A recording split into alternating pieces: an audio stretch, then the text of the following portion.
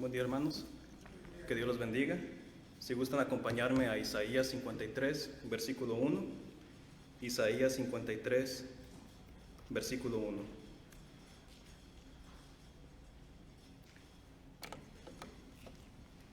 Como expresó nuestro hermano Diego en el principio de esta adoración, todas lo hacemos para la gloria de Dios, como se expresa en el latín, Deo de gloria o coram Deo. Todos nosotros existimos para glorificar a Dios, fuimos rescatados para glorificar a Dios, y cuando Cristo regrese por su iglesia, en su segunda venida será también para la gloria de Dios. Estudiando su palabra también le glorifica, porque aprendemos a discernir su voluntad de una manera más profunda, y esa profundidad de la interpretación que Dios nos permite tener nos ayuda a proclamar con más emoción, con más elocuencia, las buenas nuevas de nuestro Señor Jesucristo.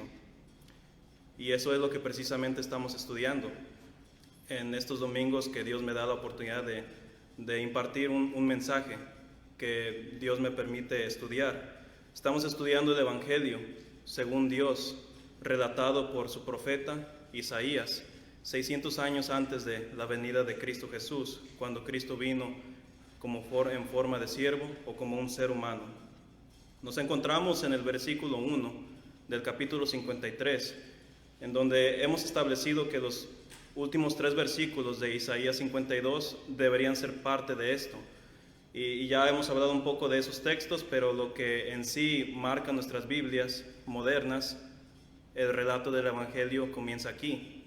Comienza de una manera inusual, pero en sí, solo para dar resumen, hemos establecido de que Isaías 53 es un libro magnífico, un capítulo magnífico, donde se hablan de todas las doctrinas de hecho que tenemos en el Nuevo Testamento. En su notorio comentario, Adam Clarke dijo que este capítulo no habla nadie más ni menos que Jesús, debido a los paralelos obvios que se encuentran en este capítulo con los relatos del Evangelio. El judío que rechaza la cristología de este capítulo puede por un momento pensar que Isaías está refiriendo a la cautividad de Israel en ese entonces. Pero sería prejuicioso el no ver cómo Isaías 53 está hablando de nuestro Señor Jesús. Es muy claro cuando tenemos la evidencia del Nuevo Testamento. Es tan evidente tal conexión entre el Mesías de Isaías 53 con la persona de Jesús del Nuevo Testamento. Fácilmente es tan notorio este mismo personaje, si me permiten decirlo así, que podemos intercambiar los nombres de Isaías 53 y con Jesús, y no cambiaría para nada el contexto de este pasaje, porque efectivamente hablan de la misma persona. Esto es algo que aún los eruditos más objetivos pueden decir en cuanto al pasaje. El simple hecho es que Isaías nos profetiza el sufrimiento y la muerte vicaria de nuestro Señor Jesucristo. En adición a eso, Isaías le gana al apóstol Pablo en declarar las numerosas y excelentísimas doctrinas del cristianismo, como la justificación y como la redención, todo lo que es bajo la doctrina de salvación. Isaías le gana a Pablo en todo eso. Eso es lo que hemos apreciado hasta ahora en nuestro estudio de este gran capítulo. Hoy, como dije, nos encontramos en el primer versículo del capítulo 53, en donde se nos habla mucho del Padre, mucho sobre Cristo y también del pueblo judío y gentil. Y lo hace en 2 preguntas. Nos dice el texto: ¿quién ha creído a nuestro anuncio? ¿Y sobre quién se ha manifestado el brazo de Jehová? Son 2 preguntas retóricas. Número 1, lo repito, ¿quién ha creído a nuestro anuncio? Y número 2, ¿sobre quién se ha manifestado el brazo de Jehová? Supongo que los que dividieron los capítulos y versículos de las Escrituras, porque originalmente no tenían tales, creo que iniciaron aquí la división del capítulo 52 y el 53, porque este versículo te dice el tema del capítulo y también te dice del personaje principal de tal tema. Pero bueno, identifiquemos las respuestas de estas 2 preguntas antes de profundizar un poco más del significado de este pasaje. Número 1, ¿cuál es el anuncio al que se refiere Isaías? Debido a nuestros estudios pasados, podemos determinar de que el anuncio al que se refiere Isaías es el Evangelio, las buenas nuevas de Dios efectuadas en Cristo Jesús. Ese es el anuncio. Podemos reemplazar la palabra anuncio con el Evangelio y no cambiaría nada el contexto. O estipulado en esta pregunta, ¿quién ha creído en el Evangelio de Dios? Eso es lo que está preguntando Isaías. O en una manera más específica, ¿quién cree que Dios hará lo que se anunció en el previo capítulo en cuanto a un nuevo reino, un nuevo éxodo, una nueva creación y un nuevo pacto? Le está preguntando el lector, ¿creen que Dios cumplirá con sus promesas maravillosas? Eso es lo que significa la primera pregunta.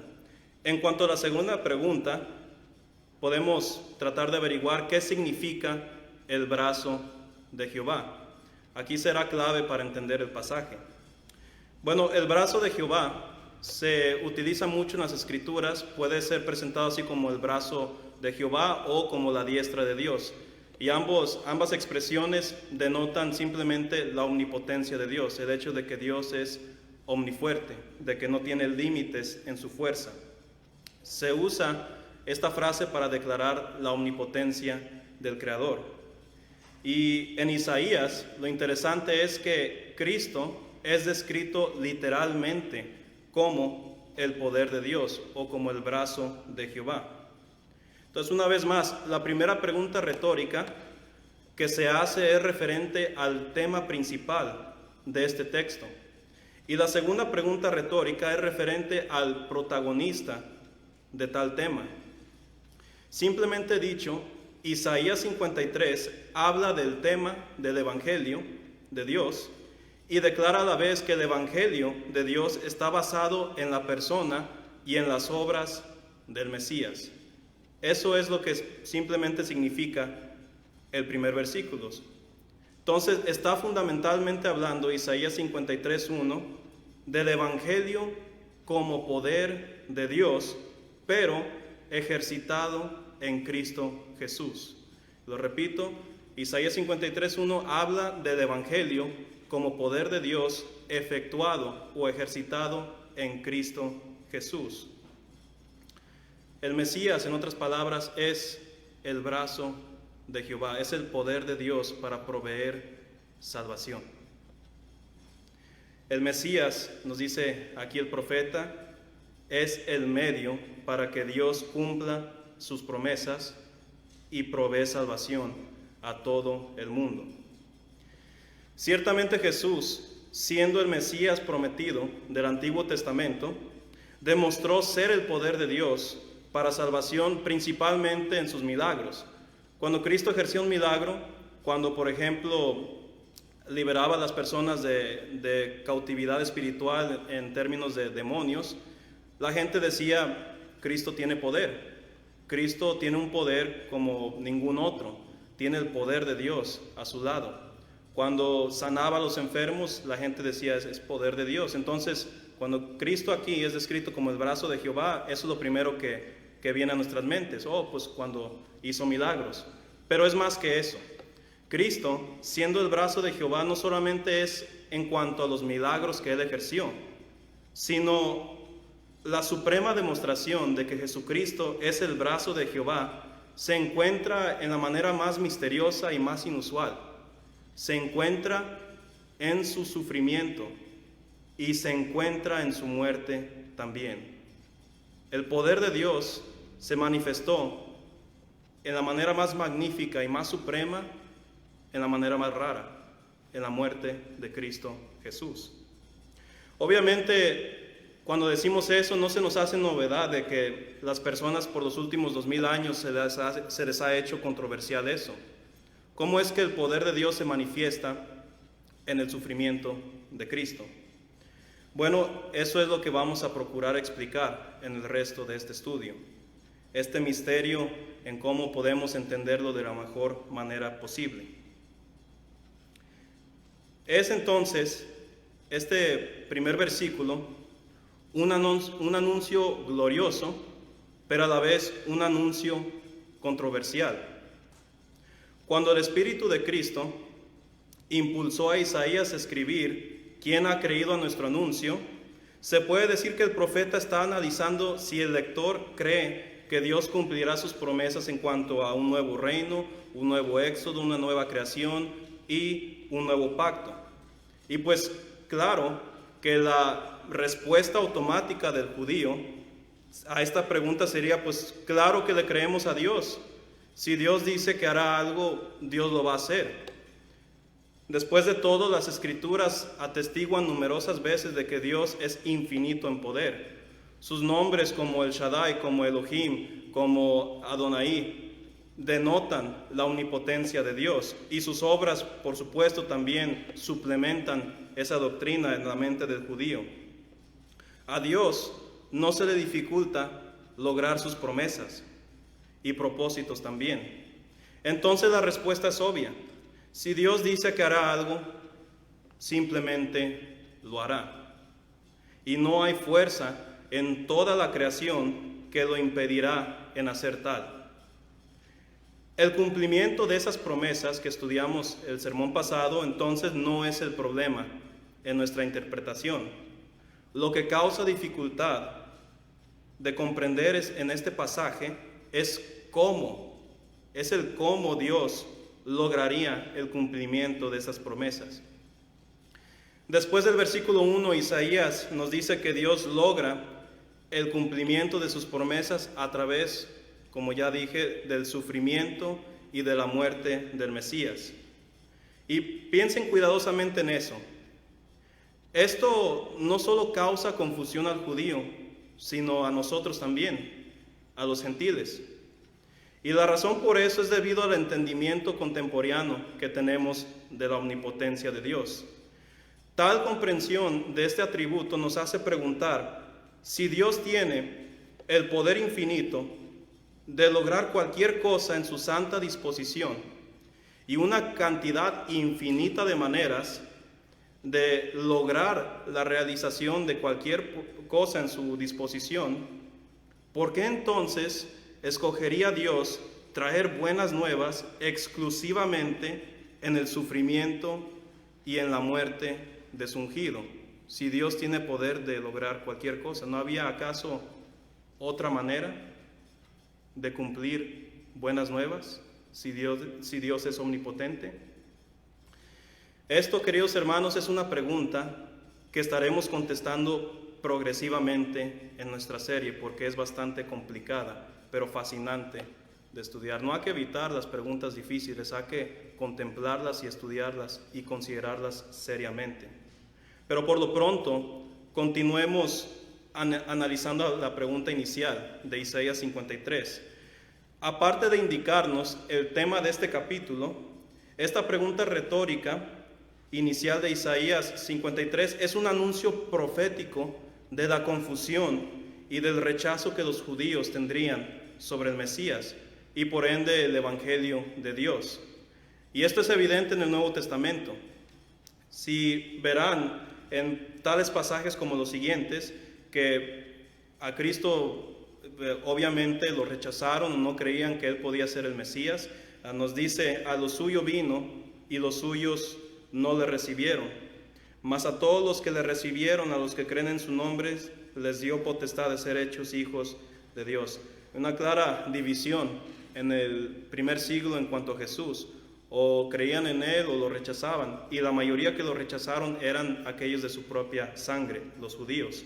Esto es lo que Isaías anuncia proféticamente, el rechazo y la confusión de los judíos. Tenemos otro texto aquí en la pantalla, es en Juan también, nos dice, pero a pesar de que había hecho tantas señales delante de ellos, no creían en Él. Manifestaba el poder de Dios y aún así no creían en Él. Para que se cumpliese la palabra del profeta Isaías que dijo, Señor, ¿quién ha creído a nuestro anuncio? ¿Y quién se ha revelado el brazo del Señor? Entonces Juan cita el texto que estamos leyendo de que este es el cumplimiento, el pueblo judío está rechazando a Jesús. Romanos 10, versículo 16 hace lo mismo, mas no todos obedecieron al Evangelio, pues Isaías dice, Señor, ¿quién ha creído a nuestro anuncio. Hay numerosos textos que hablan de esto, que Cristo mismo en Marcos 12:10 dice: yo soy la piedra angular que desecharon los edificadores. Y Pedro repite el mismo texto, dejando en claro pues lo obvio de que lo rechazaron. ¿Quién ha creído a nuestro anuncio? Dice Isaías. Isaías anticipa cómo el pueblo judío rechazaría al Mesías. Y la razón se encuentra en cómo los judíos tenían la imagen del Mesías. Estaba su imagen o su manera en cómo contemplaban al Cristo era muy diferente a cómo Jesús se veía o cómo Jesús se presentaba ante el pueblo. Y como dije, aparte de los judíos, también los gentiles tenían esa confusión: ¿cómo que Jesús, el que murió en una cruz, es Señor del mundo? ¿Cómo puede Él ser el brazo de Dios? Ellos interpretaban tal enseñanza como una locura, dice el apóstol Pablo en 1 Corintios 1:23. Fue interpretado como tal porque Isaías y Jesús hacen la extraordinaria asociación entre el sufrimiento y la muerte del Cristo como el poder de Dios.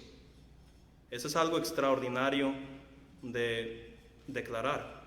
El poder de Dios se encuentra en el sufrimiento y en la muerte vicaria de Cristo. ¿Sobre quién, dice Isaías, se ha manifestado el brazo de Jehová? La respuesta: el poder de Dios es manifestado en el sufrimiento de Cristo. Para Dios no hay nada imposible para Él en hacer.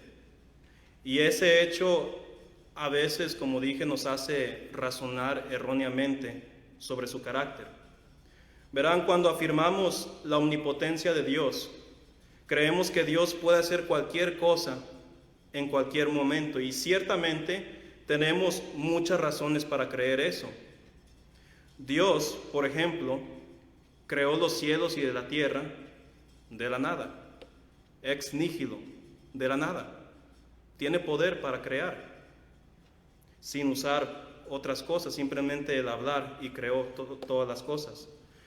Dios demuestra su omnipotencia en cómo preserva su creación, con su poder, con su palabra.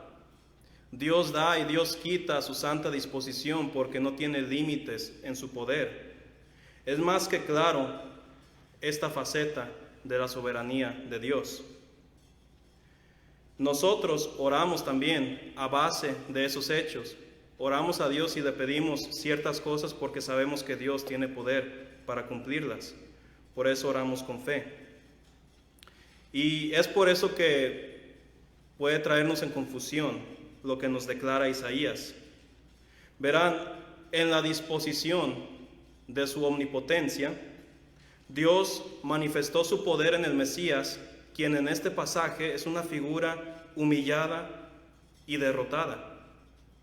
O dicho de otra manera, Dios dice que su poder sería mostrado en el Mesías a pesar de que fue descrito de la siguiente manera: como alguien quien es deficiente en hermosura, como alguien quien fue despreciado y desechado, como alguien quien tuvo grandes dolores, tanto que le fue descrito como varón de dolores, como alguien que fue menospreciado, como alguien que está propenso al dolor extremo. Bastante paradójico, ¿no? ¿Cómo puede alguien que es descrito así ser llamado el brazo del Señor? ¿Cómo? Bueno, lo primero que debemos de notar es que Dios es capaz de manifestar su poder en aquellos que son faltos de poder. Ejemplos abundan en esto en las Escrituras. La vida de José es un claro ejemplo. Dios usó a José, quien a pesar de sus numerosas situaciones desafortunadas, lo ascendió a ser un hombre con gran poder en Egipto. Dios fortaleció a Israel cuando era un pueblo debilitado y bajo esclavitud.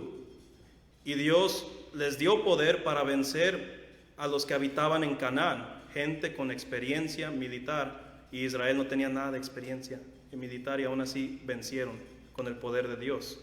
Similarmente en la iglesia, Pablo dijo que Dios escogió lo débil del mundo para avergonzar lo fuerte del mundo. 1 Corintios 1:27. Dios puede utilizar a los que son faltos de poder para manifestar su poder. Así de fuerte es nuestro Dios. Similarmente, Dios escogió al Mesías, quien el Mesías hizo a un lado su fuerza para ser sumiso al dolor y la impotencia. Sabemos que Cristo no es deficiente en poder, ya que es descrito en Isaías 9:6 como Dios fuerte. Cristo comparte la esencia divina con el Padre y por lo tanto tiene los mismos atributos que el Padre, pero en Isaías 53 se nos declara que Cristo hizo a un lado esa fuerza y se hizo sumiso al dolor, incluso a la muerte. Cristo es propenso, en Isaías 53, a lo que no es posible en la omnipotencia. Fue entonces voluntario del Mesías en ser propenso al dolor que es tan caracterizado en la humanidad. Lo mismo que hace fascinante este pasaje de Isaías 53:1 también lo hace paradójico. El Mesías, siendo alguien quien nos da la impresión de ser ausente de fuerza, es confusamente descrito como el poder de Dios. Esto es lo que hace que el pasaje de Isaías sea tan interesante.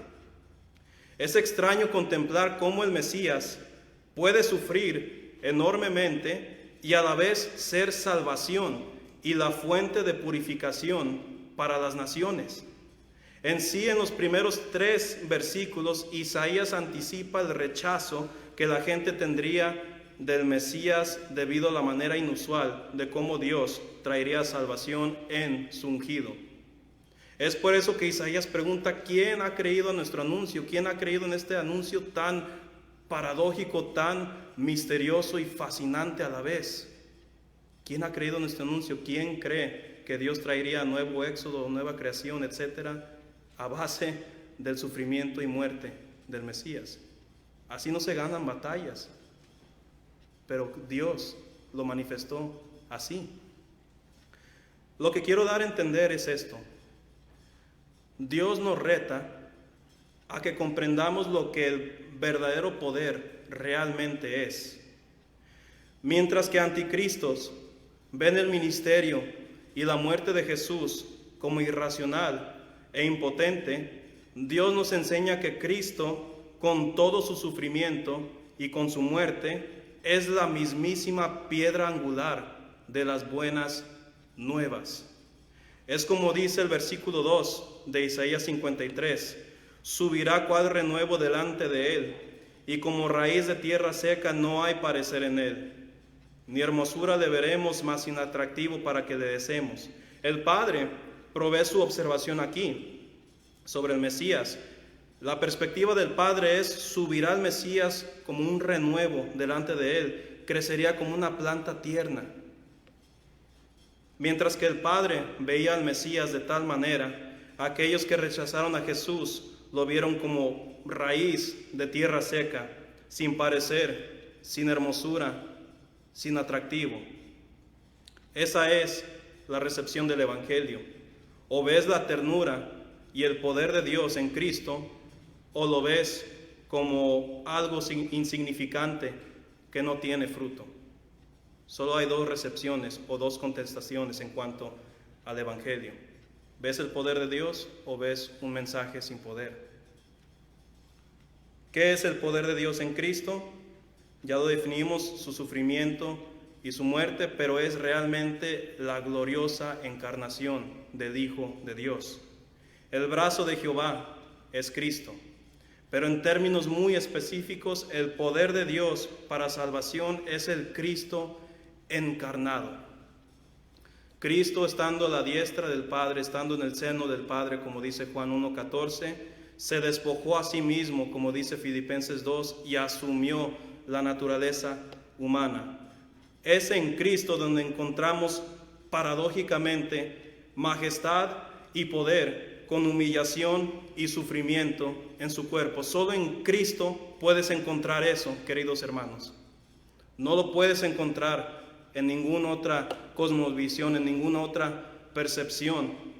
Solo en Cristo encuentras la reconciliación de majestad y poder con humillación y sufrimiento.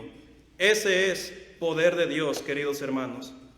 Y esto, lo que describe tan confusamente Isaías, solo tiene sentido cuando se leen los relatos del Evangelio sobre Jesús.